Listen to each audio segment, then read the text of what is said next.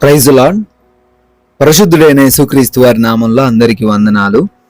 ఈరోజు దేవుడు మనకి అనుగ్రహించిన వాక్య భాగము సామెతల గ్రంథము 14వ అధ్యాయము 26వ వచనము. యెహోవా యందు భయభక్తులు కలిగి ఉండుట బహుధైర్యమును పుట్టించును. Proverbs chapter 14 verse 26. In the fear of the Lord one has strong confidence.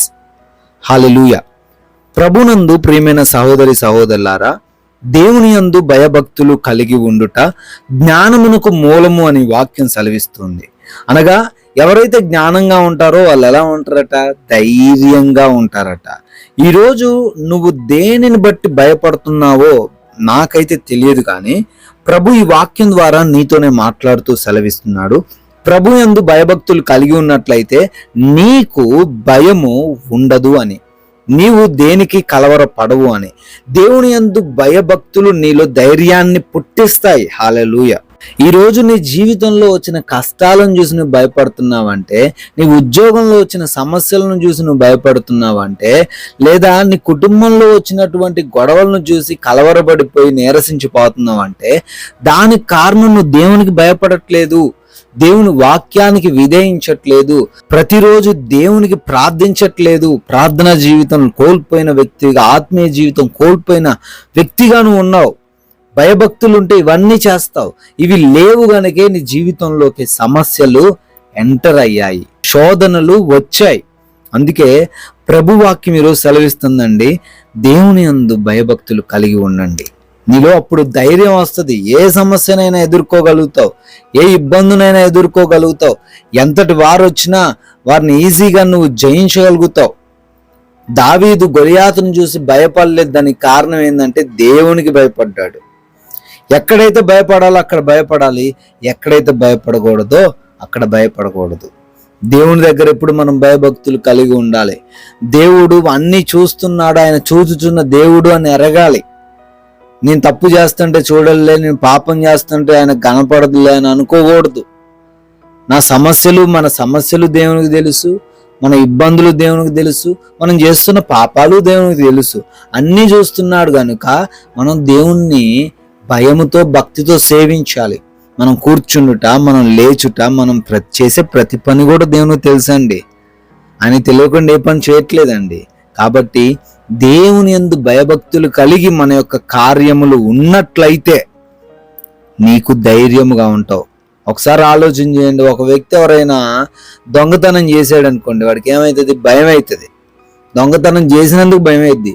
అదే వ్యక్తి దొంగతనం చేయలేదు, కానీ ఎవరో నువ్వే చేసావు అన్నారు, అప్పుడు భయం అవుతుందా? అతనికి అవ్వదు. ఎందుకు అంటే నేను చేయలేదు. అతని యొక్క మనస్సాక్షి, అంతరాత్మ నేను చేయలేదు కాబట్టి నువ్వెందుకు భయపడుతున్నావు, ధైర్యంగా ఉండు అనే ఆలోచనను సృష్టిస్తుంది. సో ఎప్పుడైతే మనం కరెక్ట్గా ఉంటామో, ఎప్పుడైతే మనం నిజాయితీగా భక్తితో యథార్థంగా జీవితాలు కొనసాగిస్తామో, అప్పుడు ఎవరికి భయపడాల్సిన అవసరం లేదు, ఎవరిని బట్టి భీతి చెందాల్సిన పని లేదండి. దేవుని యందు భయపడు, ప్రతి విషయంలో ధైర్యంగా ఉండు. అందుకే దావీదు భక్తుడు అంటున్నాడు, నా దేవుడు ఎత్తైన కోట, నా రక్షణ శృంగము అంటున్నాడు. అంటే దావీదుకి ఏ సమస్య వచ్చినా ఎందుకు భయం లేదంటే, నా దేవుడు ఉన్నాడు కనుక నేను భయపడను, నా దేవుడు ఉన్నాడు కనుక నాకు ఏ సమస్య వచ్చినా ఆయన ఆదుకుంటాడు. ఎందుకు భయం ఉండదండి అంటే, దేవుడు సర్వ సృష్టికర్త, ఏ సమస్య నుంచి అయినా రక్షించగలడు, ఎటువంటి ప్రతికూల పరిస్థితి నుంచి అయినా లేవనెత్తగలడు, ఎటువంటి అనారోగ్యంతో బాధపడుతున్నా స్వస్థత ఇవ్వగలడు, ఎంత భయంకరమైన అప్పులను మునిగిపోయినా ఆయన తీసి బయటికి నిన్ను ప్రక్కన పెట్టగలడు. హల్లెలూయా. అందుకు మనలో భయం ఉండదు అన్నమాట. కాబట్టి దేవుని యందు భయభక్తులు కలిగి ఆయన వాక్యానికి విధేయించి ఒబీడియన్స్ కలిగి జీవించు. నువ్వు జీవితంలో దేనికి కూడా భయపడాల్సిన పరిస్థితి దేవుడు నీకు రానియడు. ఈ మాటలు దేవుడు దీవించును గాక ప్రార్థిస్తాను. సర్వోన్నతుడ స్తోత్రాలయ్యా, జీవం కలిగిన తండ్రి వందనాలు అయ్యా. అవునయ్యా, మీ యందు భయభక్తులు కలిగి ఉంటే మేము దేని యందు భయపడాల్సిన అవసరం లేదని, మాకు ధైర్యం వస్తుందని, మేము ధైర్యంగా నిలవబడగలుగుతామని లేఖనాల ద్వారా సెలవిచ్చారు. అందును బట్టి స్తోత్రాలు అయ్యా. ప్రతి బిడ్డ కూడా మీ వాక్యమును విధేయించి భయభక్తులతో జీవించే కృప దయచేయండి.